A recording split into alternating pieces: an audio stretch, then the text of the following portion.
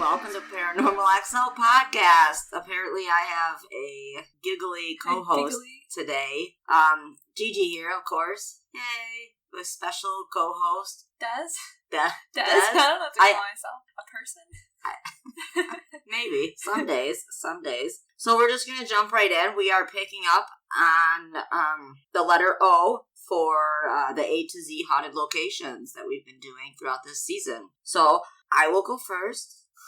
And only because we're starting off with Ohio State Reformatory, which is like hands down one of my favorite locations ever. It really is. If you've ever had the chance to go down there to investigate or to the parapsychon they have down there, it's just phenomenal. The people they have at the parapsychon, great.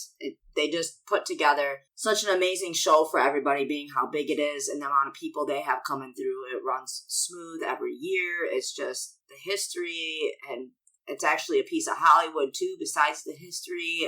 It's just awesome. So I'll get going on that one. Okay. With its imposing architecture, it's no surprise that this Manfield's prison was chosen as the filming location for Shawshank Redemption and several other films. Opened in 1896, the Ohio State Reformatory is home to the world's tallest freestanding steel cell block at 6 stories high. Many of the cells were only meant to hold one prisoner at a time, but overcrowded conditions led to violence and disease, and the prison eventually closed. Today, ghost hunts and a special Escape from the Blood Prison Halloween event are available on the property, and visitors have reported seeing shadowy figures, hearing unexplained footsteps, and even being grabbed and scratched. Other must-see spots from the haunted Mansfield's Trail include the haunted Business Building, Malabar Farm State Park, Phoenix Brewing Company, set in a former funeral home, and now serving flights of beer in tiny caskets is another must stop. That sounds awesome. But back to the Ohio State Reformatory, because that kind of, veered off, didn't it? Yeah, a little bit. So there's, a shit ton of history with that. It actually started as a boys' reformatory. So there was where they... boys' school? Yeah, like a juvenile thing where they'd send the kids. Yeah, but for kids, for boys, to go and reform them. Yeah, they teach them skills and everything. So everything, when you walk into... That's what that used to be? Yeah, when you walk into the main building, all, the architecture in there, it was all hand done by these kids, or young boys. And then there was a fire at one of the prisons. I think it was, the next town over. So, but it was, a high max security prison like we have here in Ionia. Yeah. So they needed a place to house these prisoners, these murderers and rapists and stuff like that. So then they stuck them in there. So then it just, kind of took a turn for the worse. This building did, as far as all that, yeah. Because there was too many of them, so they needed somewhere to put them. Yeah, because it burned down. So there was no more prison for the bad guys. It's kind of like I think it was Waverly Asylum, they had too many people that died, and then they had to they burned them. There was, in a mental hospital, and there's too many of them dying of... Honey, the Waverly is the TB hospital, not mental asylum. There is something, I swear it was... Okay, well, go back and listen to the Waverly Hills Sanitarium episode. Yeah, can you block but the Ohio State Reformatory, like I said, it's such an intriguing story, and to go there, it's so much history, let alone, if you're not into, the ghosts and stuff, you get so much of that history and the architecture, and they've kept it, a lot of it, the original stuff, and being part of the movies and whatnot. Lil Wayne's he's got a cell there. They painted gold or whatever. When we went there, our table was a few spots down from where that cell was in the music video. Oh. Yeah. And Shawshank Redemption, Air Force One, some of the scenes were from there too. There's just, there's so much in there. And then we took a guided night tour. It's been a while. Again, phenomenal. You just get so much education and stuff from that. However, a lot you can go on, your own tour. So what they do is, instead of sending you with a tour guide, you go with, this little speaker thing. And then... It just kind of guides you through the speaker. Well, yeah, but you, line it up with this other thing, and then it tells you where you're at. And it tells the story about what you're looking at and stuff like that. Yeah, so then you can go at your own pace type of thing. So either way, you go there during Parapsychon, then you get to see all the paranormal celebrities and such. The Ghost Brothers and whatnot. So you can fangirl out like me. Great time. Go there for sure. So then, I only had one for Ohio, it appears. So, Des, where are you taking us? Oklahoma Stone Lion Inn. This stately Victorian mansion was built in 1907 as the home of F.E. Houghton, but it also served as a mortuary for an 8-year period when the family fell on hard times. Now a bed and breakfast. The embalming table from that time is still on display, an eerie sight for current guests. The Houghton family is thought to haunt the inn, including a daughter named Augusta, who died of whooping cough, and F.E. himself, who has been spotted smoking a pipe. Mysterious noises have also been reported throughout the house. Ooh. You want to go there? Yeah. I'm not into mansions. I'm into, what? Spooky hospitals and all this cool. Yeah, but Victorian mansion. Well, wait, didn't you just say, wait, what? Oh, but it also served as a mortuary for an 8-year period. Okay, so Destiny, that's got a mansion, and then it served as a mortuary, so dead bodies were there. Oh, that's cool, I'm going. Yeah, see, that's how I was like, wait, what? Yeah, they used it for 8-year period for a mortuary, so that's where you go after you die, and they embalm you. Oh, for okay. For the funeral and stuff like caskets. that, yeah. See, now you want to go? Yeah. Yeah. So now, let's go to, still in Oklahoma City, the Skirvin Hotel. Since opening in 1911, this luxurious Skirvin established itself as a place nobody ever wants to leave, or maybe can't. This is a collection of every haunted hotel story all crammed together. There are the ghosts of the original owner's mistress and his illegitimate child, his bastard child, who still roam the halls with a stroller. You'll hear eternally crying babies and slamming doors. You might even find yourself groped in the shower. What? A while back, the hotel proved too creepy for several LA Lakers in town to play the Thunder, who checked out early and found accommodations with fewer handsy ghosts and externally wailing children. Book your staycation now. Checkout is maybe never. That kind of reminds me of Scary Movie, too, when they're all... Of course it does. Yeah, it does. I don't think I want to go there. So you have these 1,600 feet basketball players and they're getting groped in the shower. They're getting scared and leaving. Yeah, I'm out. Bye. Yeah, that should be your sign right there, not to... There's your sign. Very interesting. The slamming of the doors and crying babies, I think, would scare me way more than, I don't know. I don't want to say being groped, but to me, I'd be like, oh, my muscles having a spasm. No, I'd be like, yeah. That's because you're a wiener. I'm just kidding. You're not a wiener. Wiener, L7, weenie. Foot long even. Oh, God. Killing us, guys. Where are you taking us now? The Oregon Trail. You are? I remember that game. Go ahead. Oregon. Hecta Head Lighthouse. At the Hecta Head Lighthouse in Florence, guests can stay at the old lightkeeper's quarters. Now a quaint bed and breakfast. You are my kid.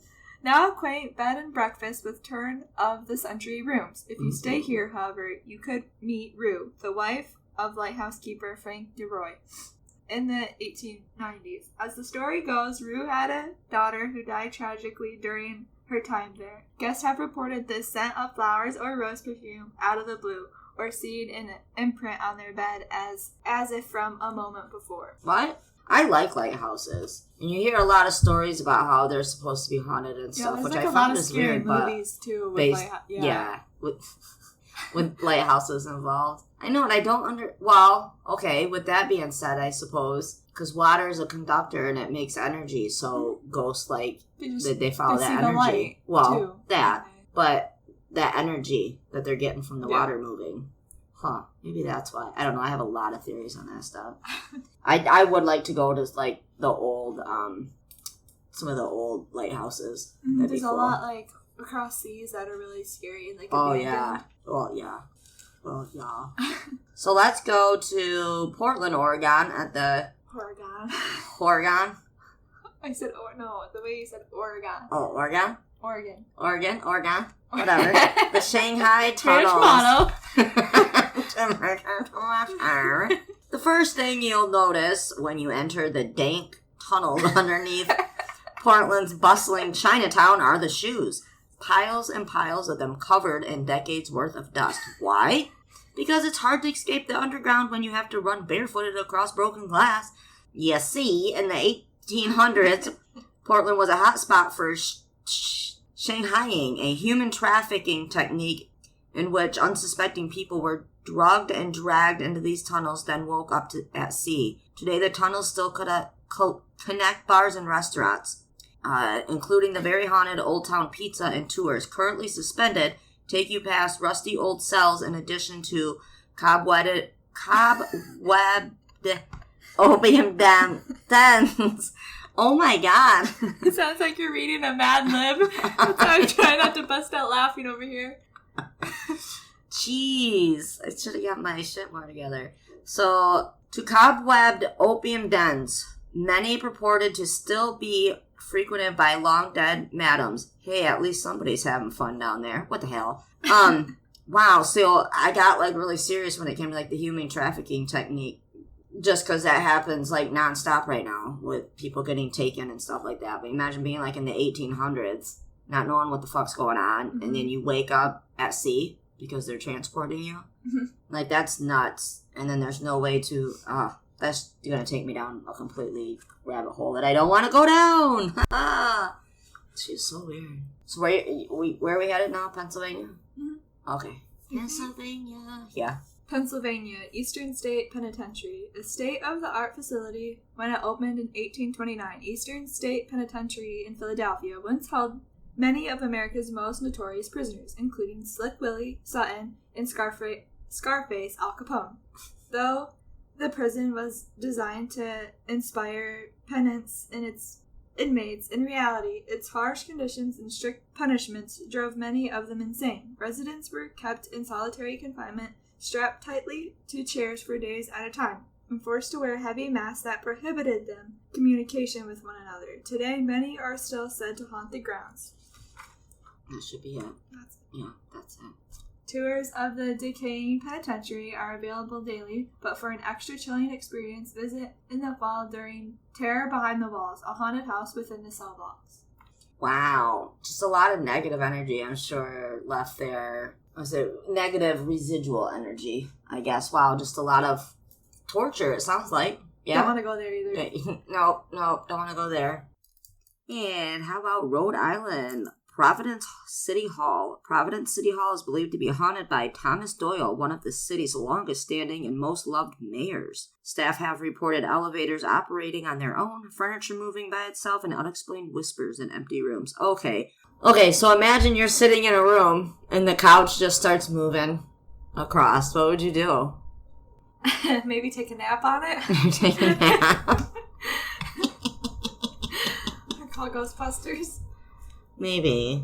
Rhode Island, White Horse Tavern, Newport. Like many a campfire tale, this one begins with two drifters. They showed up at the tavern in the 1720s looking for a room. The next day, the owners found one dead by the fireplace and the other completely vanished.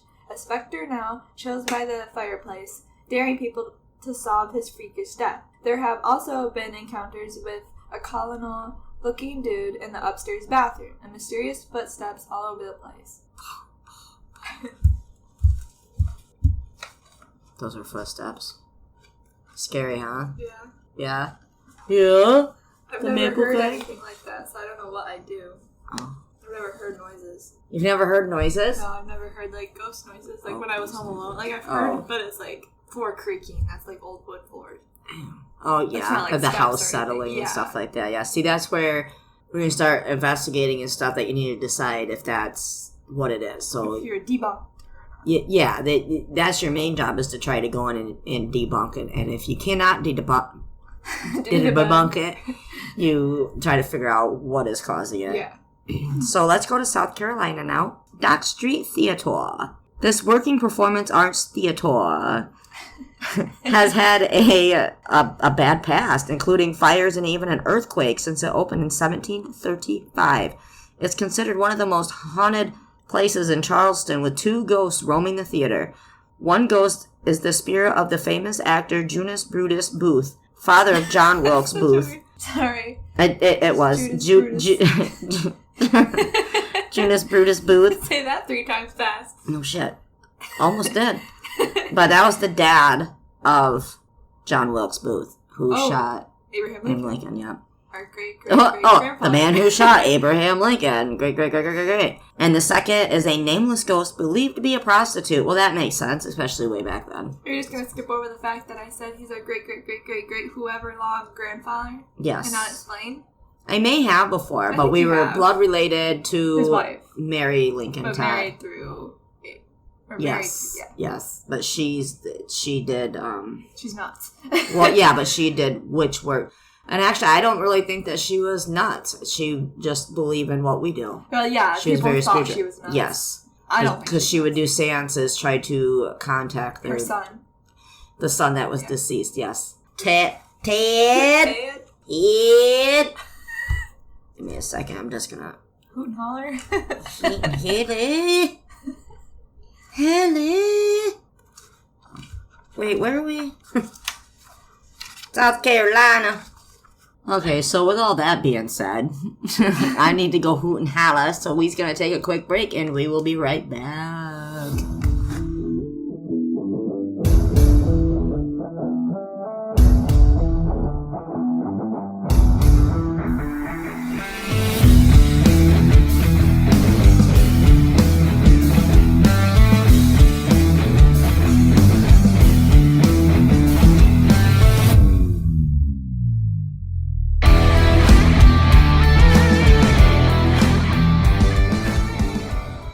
Okay, go. South Carolina. Bernard Plantation Ruins, Union. The South is crawling with ghosts, especially on former plantations, both of slaves and of the overseers who are rightfully damned to walk the grounds for eternity. But unlike the historically preserved plantations that can be toured throughout the region, the Bernard Plantation is in ruins. The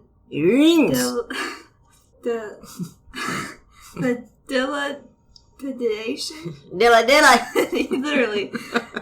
I butchered that, but the dilapidation itself is enough to get your stomach in knots, even before the creepiest part. Apparently, if you stick around at night, a freaky-ass funeral procession for namesake William Bernard will pass by. Maybe you'll hear it. Maybe you'll see it or feel it. Either way, this place isn't known for its living, repeat visitors. Ooh, that sounds creepy. Dilly. Sorry. Dilly. I did not know how to say that. Oh, South Dakota!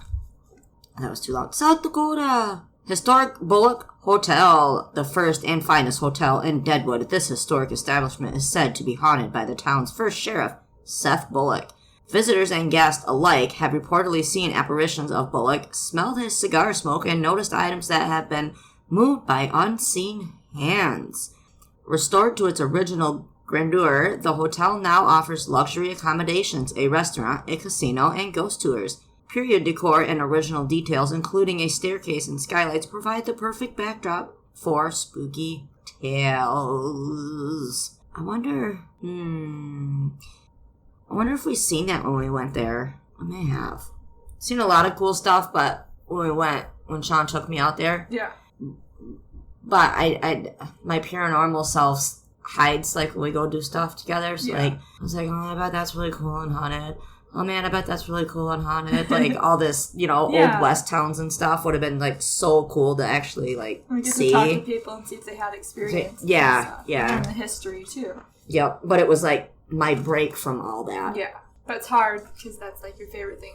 It really is. South Dakota. Sitka? Sure. Sitka Hollow State Park. Dilly. It takes a special kind of hubris for the state parks division to make it a recreational area when the name literally means bad or evil in the Dakota language. Iron deposits at Sitka tint the streams red, but it's not just the blood-covered water that makes it so eerie. According to Dakota legend, one winter ago, a stranger named Hand came into the hollow. He showed no respect for the land and for the traditions for the tribe, who decided to banish him once spring arrived. Hand did not go quietly, and was ultimately destroyed by Thunderer, the messenger of the Great Spirit, whom the Dakota had called upon for help. Though defeated in Death's hands, evil lingers in the hollow. Ooh. Now I hear, like, Native American, like, drums. Drums, yes. Doing a rain dance. Tribe drums. Yes. Can we go to Tennessee now? Yes, Tennessee Bell Witch Cave. According to this Tennessee legend, a farmer named John Bell and his family were tormented for years by a witch, thought to be the spirit of a neighbor named Kate Batts. The family reportedly saw strange-looking animals on their property and heard eerie noises in the home. Bell's daughter, Betsy, even felt mysterious pinches and scratches. John Bell became ill and eventually died in 1820, thought to be the work of the witch. Some believe that she never left the area, and today you can tour a replica of the Bell family cabin, plus a cave that's said to be especially haunted. Okay. There's a lot more to go with that story, too. And also, I don't know if I'd necessarily call her the Bell Witch. Maybe like Kate Witch or Bats Witch, because she was the witch, not the Bell. Texas. Moving on to Texas. Texas. Hotel What? Galvez. The hotel's rich history is Latin with mystery. Most notably the tale of Lovelorn Lady who haunts the 5th floor. Legend has it right to be Audra took her life in room 501 after she heard her only for him to... It's not betrothed. I can tell you that much. It's her love. Yeah. Yeah. Died at sea, only for him to arrive at the hotel alive and well days later. Guests at Hotel Galvez have reported experiencing cold breezes, door slamming, and flickering. What a struggle of an episode. I know. Where are we? We still in Texas? Yeah, there's another Texas. Texas! Left my heart in Texas! Yorktown Memorial Hospital, Yorktown, about 75 miles from San Antonio. The old beds, gurneys, mirrors, chairs, and other medical equipment are still inside this decrepit, abandoned hospital, where more than 2,000 patients died before it shuttered in 1988. Today, visitors have described inexplicable apparitions, whispers, shadow figures in the hallways, wheelchairs rolling unpushed, and a particularly terrifying talking down the nursery that asked, "Do you love me?" Nope. So, yeah, maybe go check it out. No, I don't want to go check it out. Do you love me? Red rum, red rum. No, burn it down. That sounds like a terrible place to go. I do not want to go there ever, ever, ever. Ever. Bye. Yeah, bye. So, let's do one more. Well, we'll do Utah, and then we'll cut this episode. Okay. Utah. Old Thule Hospital. Old Thule Hospital? Part abandoned nursing home and part haunted attraction. The Old Thule Hospital is all terrifying.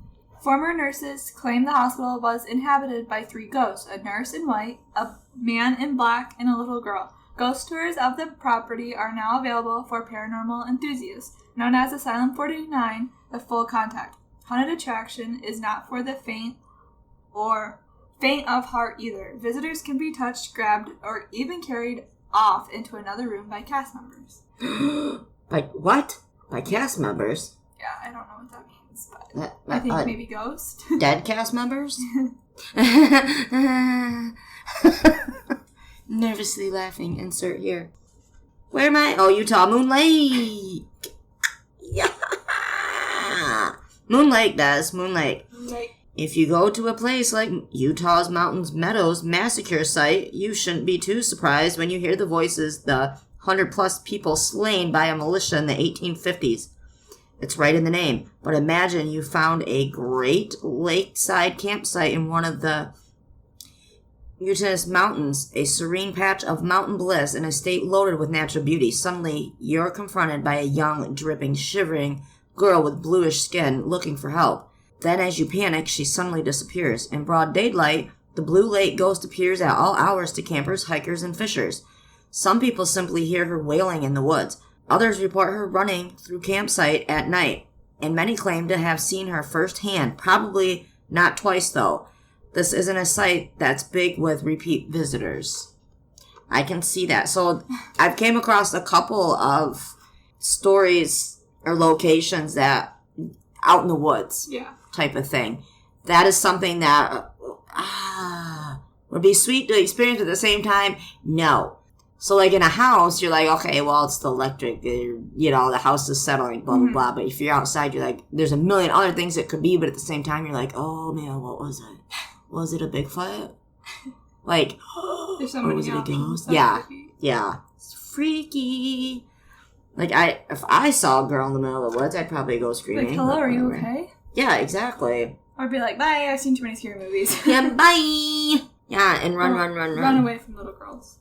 Yes, run away from little girls. Note to self. If they're alone. Yeah. Or if they're coming pairs. It'd be so sad. This little girl's probably out there lost from her parents, and you're like, no, get the hell away from me! Yeah. You ghost! Yeah. God, run away calling it a freak. Get away from me, you freak! I need help. No. Pow! Pow! Pow! Poor little girl ghost, Des. Jeez, you're so mean. She just needs help. Yeah, but you're the one running away from her. I was kidding. Maybe. She's not kidding. She's not. Get punted. Yeet! Yeet her right across the forest. Right back to where it came from. So, if you enjoyed this episode, that was definitely a struggle, but I hope it was fun. I like doing these. I would like to have Desi on a little more with me sometimes. I'll get more comfortable. Yes. As you get going and you start recording, yeah, then you get a lot more comfortable. I still, in the middle of episodes, like, have panic attacks and shit, and you can tell when that happens. Yeah. Like, oh, God, I'm having a mini stroke. I don't know what's happening. Yeah. And I started out just fine. Yeah. And I don't know words, so it's really weird that I even have a English is hard. Yeah, wording is hard. Words are English. hard. Numbers are hard, too. Anyway, so why don't you email us your stories at paranormalxl@writeme.com. Again, paranormalxl@writeme.com. Also, check out the live stream Scaring Alone on Saturday nights because our girl, The Fames, is on there, of course. So why wouldn't you want to go watch that and all the cool stuff? So go check them out on their Facebook page, and then, like, that links up. Or you can go to scaredandalone.com, too. That might be easier for you. They got everything there. You can buy your merch. You can watch the show. You can do all your stuff there. And all the other shows that are linked up with that, which is awesome. So stay kind, stay humble, and remember, don't yuck someone else's yum. Ever.